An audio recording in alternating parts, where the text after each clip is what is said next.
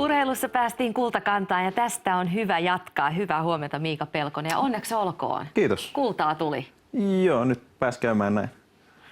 No, me voitaisiin ihan tähän ensiksi katsoa, mitä sinä oikein teet ja teet sen niin hienosti, että tosiaan kultaa tuli. Ja sitten voitaisiin vähän puhua siitä, että minkälaiset kisat ne on, koska ne on varmaan vähän erilaiset kuin nämä hiihtokilpailut. Joo, tätä ei ihan hiihtämällä voiteta. Eli tämä on mun instrumentti. Joo. Eli kyseessä on kortteja. Pitäisi olla kaikki kortit. Onko se kortit. niinku ihan tavalliset kortit? Kyllä, se on se, mistä mä tykkään. Niin kisassakin mä tein niin, että mä lainasin itse asiassa pakan yleisöstä. Ja koska yleisönä oli taikureita, niin jokaisella oli korttipakka mukana. Tietysti. Tämä on hiihtokilpailussa ei ole niin. Mutta idea on se, että yleensähän tehdään niin, että sanotaan, että ota yksi kortti. Mä en tee niin. Se on jotenkin vanhanaikaista. Vaan mä tykkään tehdä enemmän niin, että sä voit sanoa minkä tahansa kortin pakassa. Ihan vapaa valinta. Tämä ei ole mikään ennalta sovittu juttu, mutta eiks niin? Nyt pitäisi keksiä joku. Mikä tahansa. Ruutukymppi. Ruutukymppi. Ja se on vapaa valinta. Ja me ei olla sovittu tätä etukäteen, koska tämä tuli ihan yllätyksenä ja pyytämättä. Joo, niin, koska kaikki uskoo. Mutta se on oikeasti. Ruutukymppi ei ole pakan päällä. Mä en tiedä, näkyykö tämä. Tai pakan alla, tai mun käsissä, tai mitään semmoista. Mä yritän löytää ruutukympin. Hyvin hitaasti, mutta mä teen ekaksi näin. Joo. 20. kortti pakan päältä. Lasketaan. No, mutta se paranee. Jos mä teen näin, ja tää on oikea liike, mitä se tehdään. Nyt se on 13 pakan päältä. Paranee, mutta se paranee vielä. Jos mä teen näin, niin se on 7, 4, 3, 2 ja nyt se on pakan päällä. Ruutukymppi on nyt pakan päällä. Joo. Mutta jos mä kosken kortteihin, niin ihmiset ajattelee, että mä yritän tehdä jonkun nopean liikkeen tai jotain semmoista.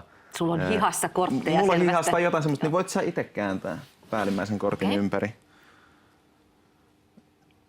Ihan totta. Se on ruutukymppi. Mieletöntä. Joo. Wow. Ja mä yritän tehdä hitaasti, koska ihmiset aina sanoo, että taikuri on nopea tai jotain semmoista. Joo. Ja tää toimii miltä tahansa kortilla. Sä voit oikeasti sanoa ihan minkä tahansa kortin kultapakassa. Se toimii sille. Wow. Voi uudestaan nopeasti. Mikä tahansa. Hertta kuningatar. Hertta kuningatar. Se on vapaa valinta. Sä et voi sanoa pata S tai minkä tahansa kortin täältä näin. Mutta hertta kuningatar. Kato tarkkaan. Hyvin hitaasti. Sä näet, että se ei ole vielä päällä. Valmiina. Nyt se on päällä. Wow. Ja se tapahtuu, se on, kaikki kortit tietysti käytetään. Joo. Joo, se on. Mahtavaa. Hei, tämmöisiäkö temppuja sä teit niin, että sä vakuutit tuomariston Blackpoolissa Englannissa? Tän tapaisia. Mä teen, koska se on mun mielestä hirveän kivaa tehdä mutta siellä Blackpoolissa mun täytyy tehdä vähän erilaisia juttuja, koska se oli taikurikilpailu silleen, että yleisönä ja tuomareina on taikureita. Eli ne ties käytännössä kaikki mahdolliset peruskikat, mitä löytyy, ja tietysti vähän enemmänkin, koska ne on kuitenkin kokeneita ihmisiä, jotka sinne tuomaristoon valitaan sinne ihan, että tuosta noin valitaan, että hei, sä oot tehnyt joskus, tuu tänne.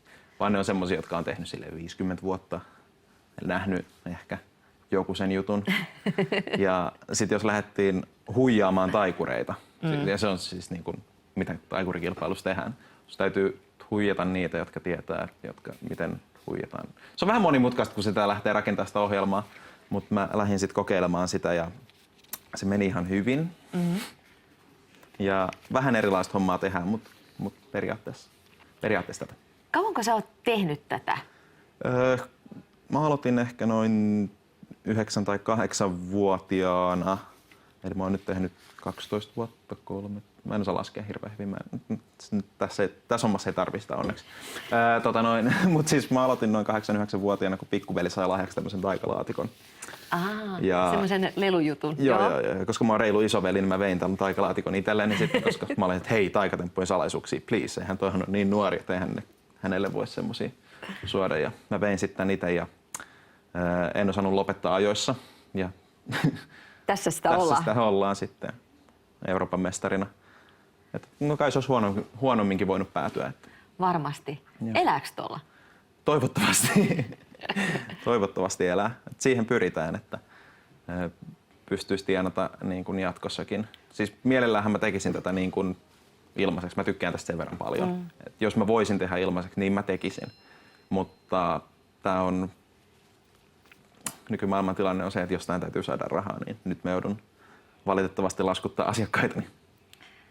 Tämä on tosi mielenkiintoista. Mä voisin katsoa näitä kyllä vaikka kuinka paljon, mutta vielä joku juttu. Joo. Vielä joku juttu. Okei.